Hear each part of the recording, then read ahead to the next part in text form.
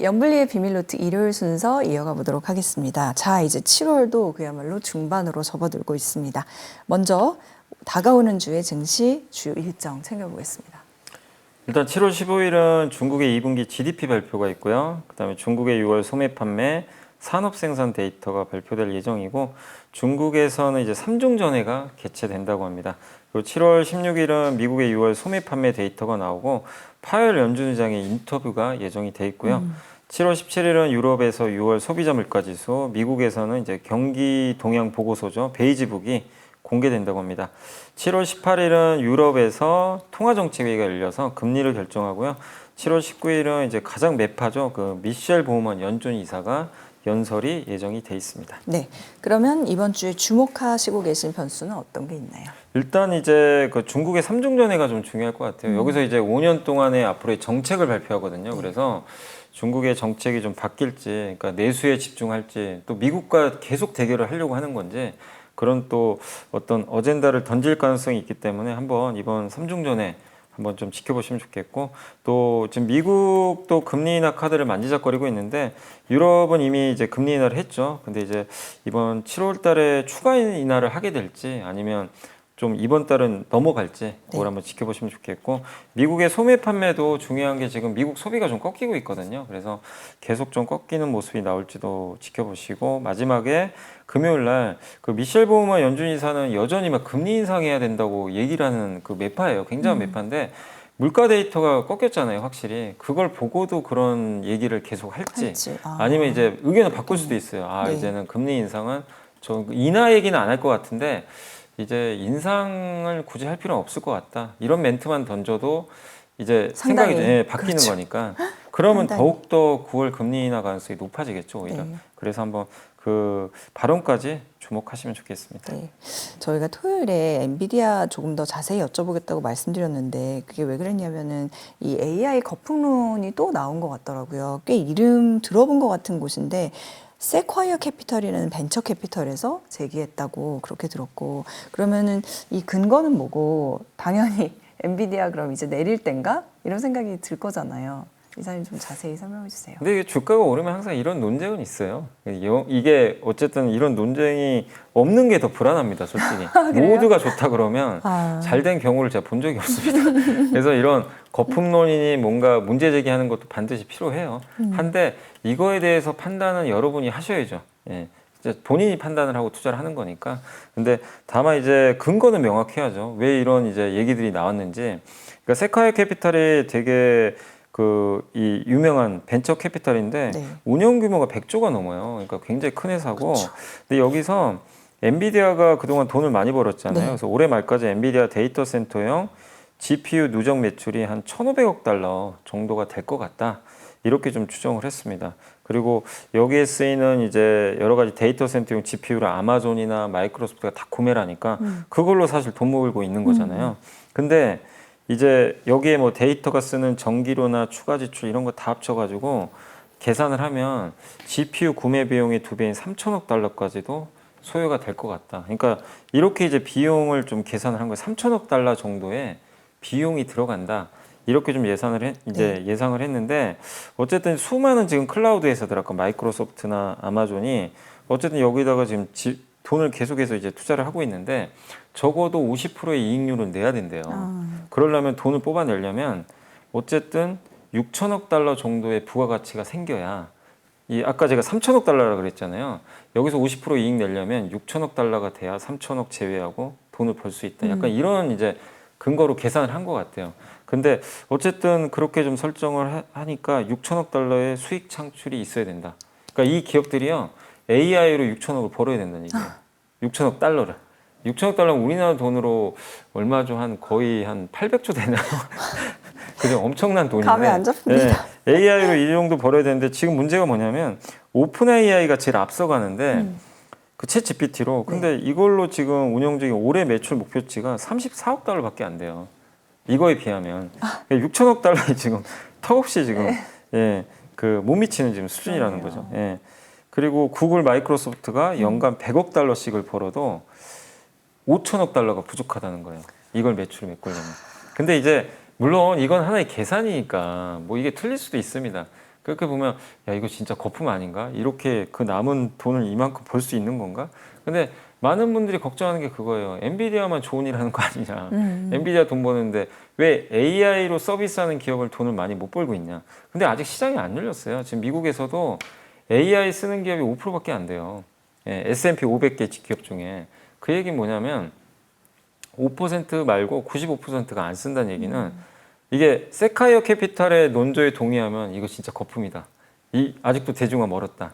예, 큰일 났다. 이거 전기차 우리 받지 않냐. 대중화되는 속도 느리니까 다 주가 곤두박질 치잖아요. 이렇게 생각하는 분도 계실 거고 약간 이제 컵에 물이 반 찼냐 가지고도 논란 있잖아요. 긍정적으로 보시는 분은 야 5%밖에 안 됐다는 건 95%는 한다는 얘기 아니냐. 그렇죠. 그러면 거기에 우리가 밸류를 줘야지. 그러니까 그렇게 생각하면 또 이게 아직은 또 거품은 또 아닌 거고. 오히려 미지의 그러니까, 개척 영역이 그래서 많이 이런 남아있- 논쟁은 되게 저는 좋다고 봐요. 그냥 무조건적으로 엔비디아 다 잘 된다 이거보다도 이렇게 이의 제기를 할 수 있는 또 근거들도 나와야 되고 또 거기에 반박하는 내용도 나올 겁니다. 아니다.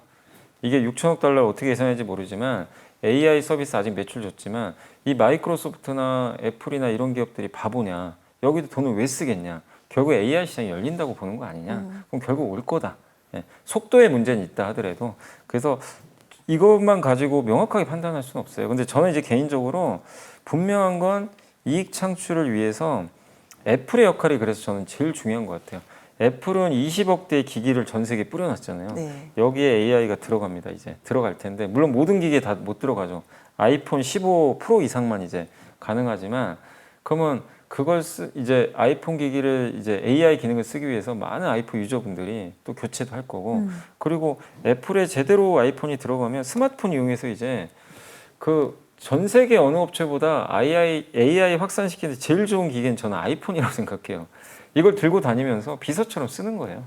그게 확산이 만약에 빠르게 되면 세카이아 캐피탈은 머쓱해질 수도 있어요. 머스. 예, 근데 그게 늦어지면 여기 의견이 맞아버릴 수도 있는 거고. 그래서 논쟁은 이렇게 좀 치열해지고 있다. 그래서 그런 것들은 이게 어쩔 수 없습니다. 엔비디아가 감당해야 될 몫이에요. 워낙 많이 올랐기 때문에. 운명이에요. 네. 숙명적으로. 그래서 중요한 건 빅테크가 계속 투자를 해줘야 되고 투자를 하기 위한 그 재원을 마련하는 좋은 방법은 돈을 벌어야 되는데 그게 생각보다 빨리 와야 된다.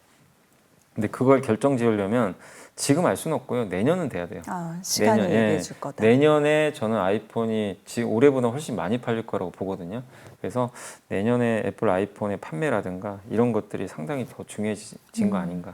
이렇게 좀 판단하고 있습니다. 자, 그다음에 미국 얘기 조금 더 해보고 가려고 하는데요. 이 미국 공화당에서 새 정책 강령이 공개가 돼서 보호무역 이게 조금 더 방점을 두고 있다고 하는데 그러면 국내 수출주에는 이게 위협으로 작용하지 않을까요? 좀 부담될 수 있어요. 옛날과 다른 게 우리나라 이제 미국 수출 비중이 더 많아요. 그렇죠. 중국보다. 많아서. 여기에 10% 관세부가 들어가니까 우리나라 수출이 한 10% 감소할 거라는 이제 얘기는 좀 나오고 있거든요. 그래서 지금 우리나라 최대 수출 품목 자동차 이런 쪽도 좀 부담을 이제 받을 수밖에 없는 거고 그래서 일단 아직은 명확하게 결정된 건 아닌데 일단 만약에 지금 이 정책 강령을 트럼프 이제 전 대통령이 당선이 돼가지고 네. 이걸 명확하게 이쪽으로 밀어붙인다면 어쨌든 한국의 대미 수출은 일단 위축될 수밖에 없다.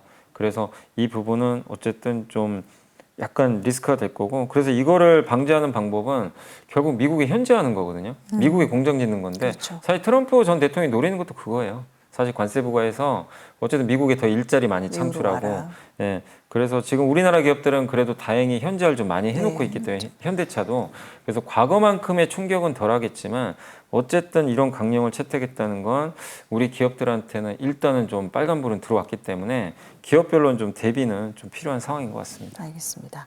자, 그다음에 미국의 마이크 존슨 하원 의장이 이거 언제 저희 한번 얘기해 주신 적이 네. 있었었는데 생물보안법 표결 실시하겠다 이제 이렇게 발언을 했어요. 그러면 이거는 당연히 이제 중국은 불리하고 상대적으로 우리 바이오 생산 네. 기업들은 위탁 생산 기업들은 유리했고 이렇게 되는 거 아닐까요? 네, 맞습니다. 원래 이게 이제 올해 그 법안 발의가 돼가지고 통과를 7월에 할 줄 알았는데 갑자기 얘기가 없는 거예요. 막 연기되기도 하고. 근데 그래서 좀 불확실했죠. 그래서 한때 중국 바이오가 급등한 적도 있거든요. 근데 다시 중국 바이오 기업들이 다시 다 폭락을 해버렸어요. 그 이유가 마이크 존슨 하원 의장이 올해 가기 전에 일단 이거 표결해서 네. 표결하면 될 가능성이 높은 게 거의 초당적 법안이고 상임위를 다 통과를 했기 때문에 결국엔 통과 가능성이 굉장히 높아졌습니다. 그래서 아마 올해 안에 통과 가능성이 높아졌기 때문에 중국의 그 바이오 이제 위탁 생산하는 기업들은 수혜를 그동안 많이 받았죠. 미국에서 수주를 많이 받았는데 이것과 이제 거래하지 말라는 거니까 그거랑 이제 경쟁하는 한국 기업들이 어쨌든 수혜를 받을 것 같고, 다만 이제 염두에 두실 건 뭐냐면 이걸 한다고 미국 기업이 그럼 우리나라한테 수주를 주고 그런 건 아니에요. 그 안에서도 미국 기업들도 보겠죠, 기업들을. 중국을 대체할 기업이 뭐가 있나 찾을 거예요. 그래서 거기에 이제 그 수주 이력도 과거부터 뭐 수주도 잘했고, 그다음 미국 FDA 승인도 받았거나 그런 생산시설 보유한 그런 기업들 몇 개로 압축되지 모든 한국의 CDMO가 다 수혜를 받는다. 이렇게 또 생각하는 건 좀 위험한 또 생각이니까 어떤 기업이 될지는 좀 잘 그 승인 이력이 있거나 이런 것들 잘 검증하셔서 보시면 좋겠고, 어쨌든 한국한테 상당한 호재는 생겼다라고 봐야 될 것 같습니다. 네. 자, 이제 뭐 미국도 그렇고 우리나라도 본격적으로 어닝 시즌에 들어가게 되는데요. 2분기에 미국 어닝 시즌 어떻게 될 걸로 보시고 또 시사점 있을까요? 일단 이제 미국의 2분기 어닝 시즌은 좋을 것 같습니다. 2분기 매출액도 전년 동기 대비 4.4, 주당 순이익이 8.1% 증가해서 잘 나올 것 같아요. 그러니까 이런 거 보면 미국이 좀 흔들린다고 해서 뭐 너무 염려할 필요는 없는데, 다만 이제 뭘 주목하셔야 되냐면 여기 나온 자료 중에 그 매그니피센트 7개 기업과 나머지 493개 기업 있죠. 이 기업들 간의 이익 증가율을 비교해 놓은 게 있어요. 근데 이게 올해 1분기까지는 압도적으로 매그니피센트 7개가 좋아요. 치우쳤어요. 네. 그리고 S&P 493개는 마이너스 성장이에요. 심지어. 너무 격차 같고요. 근데 이게요, 2분기부터 이제 좁혀지기 시작을 합니다. 그래서 2분기에는 S&P 493개 기업의 성장률이 4%로 올라와요. 그리고 매그니피센트 세븐은 이게 아마 50% 성장이었는데 이게 아마 30%대로 떨어지기 시작해요. 고성장은 맞는데 둘의 간격이 이제 4분기로 가잖아요. 더 좁혀집니다. 이렇게. 그러니까 뭐죠? 갑자기 그 지난주에 엔비디아가 급락하면서 금리나 뭐 그런 부분도 있었지만 이런 구조를 봐도 그동안 사실 S&P 493개는 이익도 열이었어요. 그러니까 이제 아예 선택을 못 받았어요. 근데 지금 이제 전망을 보니까 이제 여기도 좋아지기 시작하는 거예요, 이익이. 그러면 이제 분산이 돼요, 자금들이. 이제 너무 빅테크에 쏠렸던 게 이쪽으로 가기 시작을 할 겁니다. 그러면 미국 증시는 계속 단단해요, 그러면.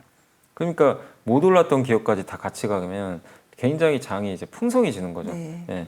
그러니까 이제 미국 주식 하시는 분들도 빅테크 하신 분들은 기분 좋지만 빅테크 말고 다른 거 선택하는 분들은 되게 막 스트레스 받거든요.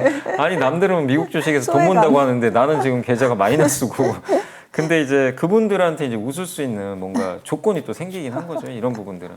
그래서 미국 주식을 이제 하반기에 투자하실 때는 이걸 보면 뭐냐, 팁은 너무 빅테크에 몰빵은 하지 마라. 왜냐하면 여긴 그동안 상반기 너무 좋았지만 하반기엔 좀 분산될 수도 있다. 그러니까 이제 포트를 조금씩은 넓혀가는 거. 뭐 예를 들면 미국의 금융주도 좋겠죠.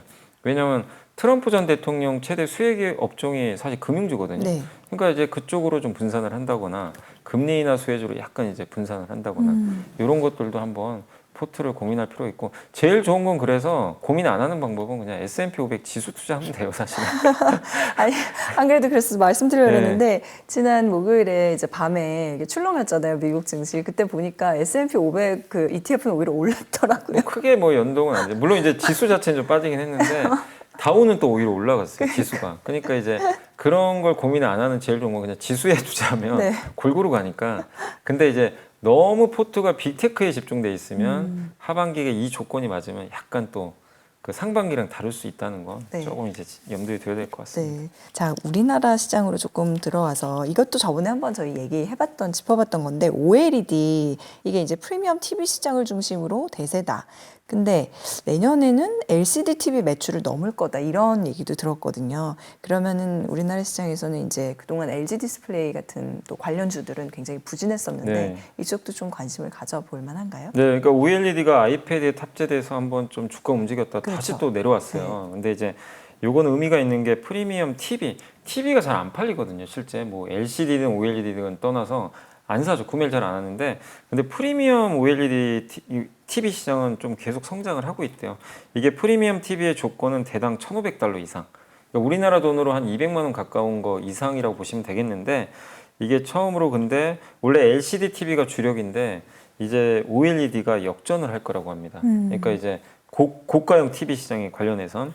그래서 이미 북미와 유럽에서는 절반 정도가 지금 오히려 OLED TV가 더 많은 그런 상태로 좀 바뀌기 시작을 했고, 그리고 내년엔 더 많아지겠죠. 근데 이제 어쨌든 이제 북미 유럽의 프리미엄 TV 시장이 올해 4% 이제 성장을 할 걸로 보는데, 이 전체 TV에서 OLED 비중은 아직은 높진 않아요.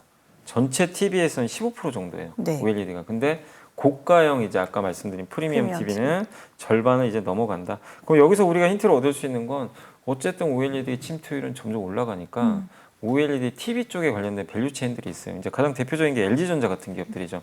LG전자가 OLED TV 출하는 기준으로 전 세계 1위거든요. 52%니까 1위를 차지했고, 그리고 어쨌든 또 최근에 JP 모건에서도 LED 디스플레이를 목표 주가를 올려버렸어요. 중립에서 매수로 의견을 바꿔줬고, 왜냐하면 TV 패널은 LG 디스플레이가 1등이거든요. 그래서 이 TV 쪽과 관련된 기업이 LG 디스플레이니까 이쪽도 조금씩 이제 개선될 것 같고, 거기에 이제 필름 같은 소재 납품하는 회사가 이녹스 첨단 소재라고도 있거든요. 그래서 이쪽 TV와 관련된 밸류 체인들이 조금은 좀 살아날 수도 있다. 그리고 TV만 좋아지는 게 아니라 이제 PC, 뭐 태블릿 PC라든가 노트북 여기에 앞으로 이제 OLED가 탑재가 많이 되니까 한마디로 LCD보다는 이제 OLED로 넘어가는 그런 흐름들이 더 가속화될 수 있다. 이렇게 봐야 될 것 같습니다. 네, 이럴 때는 그러면은 이렇게 본주, 그러니까 대장주가 있고 아까 말씀드린 것처럼 관련주들이 있는데 그런 거는 어떻게 감안을 생각하면 좋아요? 투자 전략. 일단 이제 LG전자나 LG전자는 또 가전도 있고 하니까 사실 순수하게 그것만 하는 회사 아니잖아요. 그렇죠. 그러니까 이걸 보고 LG전자 사는 것보다는 뭐 LG전자 그러니까 선택지가 있다면 저는 그 소재 업체들이 더 낫지 않나. 이 화면이 커지면 거기 소재들이 많이 들어가거든요. 네네. 그래서 LED 디스플레이도 좀 살아는 나는데 단점이 아직도 재무 구조가 좀 좋진 않거든요. 워낙 적자를 그동안 많이 봐서. 그래서 중소형 회사를 좀 보시는 게 오히려. 좀 낫다 이렇게 말씀드리겠습니다. 네. 그다음에 PC 시장, 사실 AI라고 하면은 우리가 언제부터 모바일 더 먼저 떠올리긴 하지만 당연히 AI가 이렇게 확산되면은 PC 시장도 당연히 살아나지 않을까라는 생각이 네. 들어가지고요. 이 PC 시장이 회복된다라고 하면은 어떤 업종 또 기업들을 주목하면 좋을지 좀 아이디어 주세요. 실제 PC 이번에 2분기 출하량이 3.4% 증가해서 계속 역성장했거든요. 그래서 이제 성장으로 전환됐고, 두 가지 때문에 앞으로 성장할 거로 보고 있어요. 첫 번째가 AI PC. 그래서 AI PC가 이제 나오면서 이미 나오기 시작을 했죠. 하반기에는 또 인텔의 CPU가 들어간 AI PC도 출시가 될 거고, 또 애플의 이제 맥북도 아마 AI 쪽으로 기능들이 담길 것 같고, 그래서 내년도도 더 기대가 되는 거죠. 그래서 올해보다는 내년, 올해 AI 노트북 보급률은 일단 전망은 높진 않아요. 1%인데 내년은 무려 20.4%까지 침투율이 올라가니까 와, 네. 요게 한 가지고, 두 번째가 윈도우를 교체를 해야 돼요. 이제 왜냐하면 윈도우 10을 아직도 많이들 쓰시지만 업데이트가 내년 10월이면 끝나요. 그럼 기업들은 보안 업데이트가 안 되면요 쓸 수가 없습니다. 그러면 윈도우 11로 바꿔야 되는데 윈도우 11은 또 사양이 좀 올라가야 돼요. 컴퓨터가 옛날 컴퓨터 쓸 수가 없거든요. 그러면 자동 교체를 또 해야 됩니다. 그래서 이 두 가지 수요 때문에 PC 교체 수요가 나올 수가 있다. 그래서 AI랑 윈도우 교체 수요 이 두 가지가 내년까지 PC를 이끄는데, 이거의 투자 아이디어는 뭐냐면 이제 첫 번째가 D램 용량이 증가하게 될 거예요. 탑재량. D램이 뭐 예를 들면 8기가 들어갔던 게 AI는 기능이 올라가니까 예를 들면 16기가 넣어야 되는 거죠. 그러면은 D램 탑재량이 올라가면 당연히 삼성 하이닉스는 좋죠. 좋아질 수밖에 없고, 또 아까 말씀드린 OLED가 노트북 같은데 기본적으로 이제 탑재가 됩니다. 옛날에 LCD였지만 OLED도 좋아지고, 그 다음에 제가 일부 시간 토요일 방송 시간 MLCC 한번 말씀드렸죠. MLCC도 AI가 들어가면 네. 고사양화가 돼요. 단가가 비싸지고, 그 다음에 그 PC에 들어가는 기판 중에 좀 큰 기판이 있어요. 그걸 우리가 보통 플립칩 BGA라는 기판이라고 이름을 부르는데, 그쪽의 업황이 또 되게 안 좋았거든요. 근데 그쪽도 PC 쪽 비중이 높다 보니까. 근데 PC가 좋아지면 기판도 살아나는 거죠. 그래서 거기 관련된 뭐 그 업종이나 기업들은 이제 좀 좋은 모멘텀을 받을 수 있다라고 생각하고 있습니다. 네. 지난주에 또 그 한화 에어로스페이스 루마니아 자주포 수출 계약 따냈거든요. 그러면 우리나라 방산도 이제 이 앞으로도 조금 반가운 이런 소식들이 많이 수주 소식 들려올까요? 이게 루마니아를 그러니까 폴란드에서 뚫어버렸잖아요. 그래서 나토 뚫기가 너무 어려운데, 왜냐하면 이제 나토는 유럽 내에서 유럽산 무기 쓰자는 좀 그런 정책들이 있다 보니까, 네. 근데 폴란드에 이어서 이제 루마니아까지 뚫게 됐고, 우리나라 무기가 그만큼 좋은 평가를 받고 있는 거죠. 가격도 상대적으로 싸고 그 납기일이 되게 빨라요. 독일에 비해서. 그래서 아마 선택을 많이 하는 것 같습니다. 그리고 나토 회원국들은 지금 GDP 대비해서 그 국방비를 예산을 2%까지 어쨌든 올려야 되거든요. 그래서 독일이 1.4거든요. 많은 국가들이 2% 미만에 있어요. 그럼 앞으로도 이런 투자를 많이 할 수 있기 때문에 폴란드에서 루마니아까지 뚫었고 더 많은 국가들이 아마 한국산 무기를 선택하지 않을까. 그리고 특히 K9 자주포가 어쨌든 이번에 독일 제품을 이긴 거예요. 어쨌든 독일의 강력한 경쟁 상대를 이게 돼서 지금 전 세계적으로 9개국에서 K9 자주포를 운용을 하니까 한마디로 이제 완전 베스트셀러가 되게 된 거죠. 그래서 한국 무기의 위상이 그만큼 지금 커지고 있다라고 좀 봐야 될 것 같습니다. 그래서 이 방산 수주가 이게 되고 나서 끝난다 이거보다도 더 확산될 가능성이 높고 그 다음에 이제 뭐 대통령이 또 누가 될지 모르지만 이제 트럼프 전 대통령 같은 경우는 어쨌든 나토도 그렇고 우리나라한테도 방위비 더 내라 막 이렇게 자꾸 주장을 하잖아요. 그래서 이제 결국엔 또 이렇게 되면 또 각자 도생할 수 있는 그 해야 되는 좀 그런 분위기로 또 갈 수도 있거든요. 그래서 어쨌든 방산에 대한 수요는 늘어나는데 다만 이제 트럼프 전 대통령이 돼가지고 우크라이나 전쟁을 만약에 끝내버리면 전쟁을 끝내면 그때는 주가가 좀 빠질 수 그러겠죠. 있어요. 수요가 예, 그만큼. 수요가 예, 약간의 이제 방산 모멘텀이 꺾일 수도 있으니까 그런 점은 좀 리스크가 되겠지만 뭐 그 아직은 우리가 알 수가 없는 거니까 지금 그게 그 과정을 하지 않는다면 어쨌든 방산주들은 계속해서 좀 긍정적이지 않을까 이렇게 판단을 하고 있습니다. 네, 방산 얘기하니까 또 그 다음에 생각나는 게 조선주인데요. 뭐 그동안 수차례 얘기를 하셨지만은 한번 또 짚어보고 싶어요. 요즘 계속 이제 뜨겁게 랠리가 계속되고 있는 것 같은데 이런 구조적인 성장이 지속이 될 수 있을지. 이 구조적인 성장을 계속하려면 결국 두 개입니다. 수요는 계속 증가하고요. 공급자가 적어야 돼요. 공급을 많이, 그러니까 보통 우리가 장사가 잘 되죠. 뭐 예를 들면 치킨집을 예를 들면 한 곳이 너무 대박이 났어요. 네. 근데 주변에 경쟁자가 없으면 어떻게 되죠? 계속. 결국 들어오죠. 그렇죠. 이 저가형 조금씩, 커피숍도 조금씩. 마찬가지잖아요. 그러면 결국엔 경쟁하기 때문에 파이를 나눠 갖게 되니까 결국엔 이제 뭐 주가로 치면 주가가 갈 수가 없는 거죠. 그 기업은. 그래서 공급도 적어야 되는데 수요는 많아야 돼요. 근데 조선은 지금 그 상황이에요. 공급은 왜 적냐면 그동안 한 15년 동안 조선 업황이 너무 안 좋아가지고 쓰러진 기업이 정말 수두룩합니다. 전 세계적으로. 그래서 공급자가 제한돼 있어요. 네. 그리고 정말 기술력 좋은 조선사는 거의 우리나라에 한 세네 개밖에 없잖아요. 그러니까 여기로 수주가 몰리고 있죠. 저가형은 주로 이제 중국 쪽으로 또 많이 가게 되니까 이제 그런 걸 본다면은 어쨌든 이제 그 공급은 크게 늘어나기 어렵고 근데 수요가 문제인데 수요는 꾸준해요. 지금 뭐 그 해운 운임 지수가 오르니까 갑자기 컨테이너선 또 발주가 또 조금씩 또 나오기 시작을 하거든요. 그래서 그런 부분도 있고 또 거기다가 LNG 지금 프로젝트들이 전 세계적으로 굉장히 많아요. 그래서 거기에 대한 발주도 여전히 남아 있고 그래서 배는 여전히 좀 공급은 부족한데 또 한 가지가 환경 문제 때문에 그렇죠. 배를 바꿔야 됩니다. 탄소, 네. 저탄소. 그러니까 때문에. 수요도 꾸준한데 수요 가시성도 높은데 공급이 크게 늘어나기 좀 어려운 그런 구조라는 게 지금 조선 거기다가 미중 갈등 때문에 뭐 중국 조선소 규제하겠다는 얘기도 있으니까 그래서 그런 걸 보면은 그러니까 사이클을 이렇게 보세요. 이런 사이클이 아니라 옛날에 그 조선 사이클은 2007년도 이랬거든요. 이랬다가 망가져 버렸어요. 순식간에. 근데 그 사이클이 아니라 이렇게 완만하게 오래가는. 그래서 더 좋은 거죠. 훨씬 좋네요. 예, 그래서 흔들릴 때를 이용을 하시고 다만 좀 최근에 올랐으니까 그렇죠. 그 점은 좀 염두에 두시면 좋겠습니다. 그럴 때는 또 이제 흔들릴 때 네. 들어가는 전략으로. 자, 그러면 이번 주 연블리의 비밀노트 이사님께서 선정하신 보고서 일요일 순서 보고 마무리 짓도록 하겠습니다. 네, 이번 주 보고서는 이제 미래에셋증권의 김철중 강민희 연구원님이 2차 전지 보고서인데요. 업황부진 속에 희망의 씨앗을 한번 찾아보자. 사실 배터리가 될 듯 하면 또 안 되고 막 그래서 좀 답답하실 텐데 네.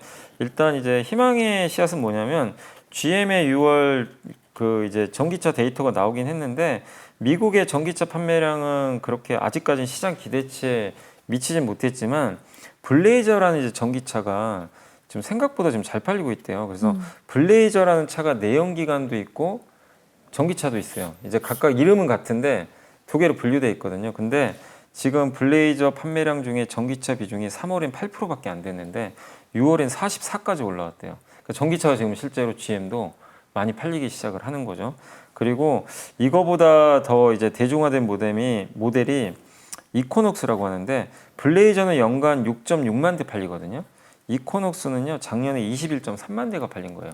굉장히 이제 빅히트 모델인데 여기도 지금 이번에 이제 신차가 나왔어요. 네. 그래서 이 이코녹스까지만 판매가 잘 된다면 전기차가 GM 모멘텀이 좀 살아나게 되겠죠. 그래서 한번 그런 좀 긍정적인 뉴스도 있고 또 테슬라가 2분기 어쨌든 전기차 판매가 1분기보다 15% 증가했거든요. 그러니까 오랜만에 이런 수치 증가도 있었고 중국에서의 또 어쨌든 관계도 좋다 보니까 전기차 쪽에 대한 기대감 또 높일 수 있는 거고 또 한 가지가 보조금도 중요합니다. 전기차 아직은 비싸다 보니까 정부가 보조금 주면 이제 살 유인이 생길 텐데 캘리포니아가 이제 미국에서 전기차가 제일 많죠. 근데 여기가 DCAP라는 보조금 제도를 좀 시행을 하나 봐요.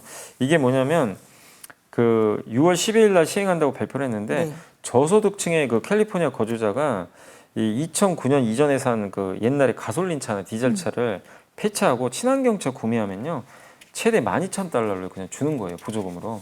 예, 요걸 한다고 하는데 이걸 적용을 하면은 테슬라 모델 Y 그 이제 RWD 모델이 아마 그 LFP 배터리가 들어간 모델일 거예요. 요거를 하면 44,990달러거든요 원래 판매가가. 근데 여기에 인플레이션 방지 감축에 따른 보조금 주죠. 이 DCAP 방금 말씀드린 캘리포니아 보조금을 딱 두 개를 넣어버리잖아요. 25,490달러에 살 수가 있어요. 와. 그럼 가격이 확 그럼 나눠지게 절반 되네. 예. 가까이. 그리고 아까 말씀드린 이코녹스 있죠, GM에. 요 차가 22,400달러인데 요거는 15,500달러로 떨어지게 돼요. 그럼 보조금을 주는 순간 굉장히 싸게, 오히려 내연기관보다 더 싸게 살 수가 있어요. 그래서 이런 부분들도 한번 기대를 해보자. 그리고 유럽이 지금 이탈리아는 신규 보조금을 지급하기 시작을 했대요. 네네. 그래서 실제 차가 좀 잘 팔리고 있고 그 다음에 지금 영국은 노동당이 집권했죠. 그래서 이 노동당이 집권을 하게 되면서 원래 2035년도에 전기차 이제 그때 중장기 목표치를 2035년으로 맞춰놨는데 지금 분석하기로는 다시 2030년으로 당길 수도 있다. 이런 부분들도 있는 것 같습니다. 그래서 그런 부분들은 좀 긍정적이지 않겠냐 이렇게 좀 보고 있고 마지막으로 이제 우리나라 기업들이 이번에 중국에 독점하는 시장에 한국 배터리가 이제 들어가기 시작을 했잖아요. 르노랑 저번에 말씀드렸지만 LFP 배터리 계약을 체결했고 네. 이거 중국이 다 하는 그쪽이죠. 그리고 삼성 SDI가 미국의 넥스테라의 ESS용 배터리 여기도 거의 중국산이 대부분 들어가는데 이번에 그 공급 판단 뉴스가 떴습니다. 이 얘기는 중국이 잘하는 쪽에 한국이 점점 진입을 또 하기 시작했다는 거예요. 그래서 우리가 배터리가 사실 뭐 좋다 나쁘다 이렇게 반복은 하지만 어쨌든 제목 그대로 희망을 좀 찾아보자 이런 좀 내용들이 있으니까 네. 이런 것들을 하반기에 좀 잘 보시고 대응을 하시면 좀 좋을 것 같습니다. 지난주 연블리 비밀노트도 그렇고 이번 주도 그렇고 2차 전지 얘기를 이렇게 해주시는 게 2차 전지가 진짜 바닥에 그리고 워낙 또 있기는- 많이도 물려주셔가지고 그쵸. 좀 다들 잘 또 됐으면 궁금해하고 또 또 그런 좋겠습니다. 바람을 담아서. 네. 네, 알겠습니다. 이번 주도 잘 들었습니다. 네, 그러면 연블리 비밀노트 여기서 마무리하고요. 다음 주에 다시 뵐게요. 고맙습니다. 감사합니다.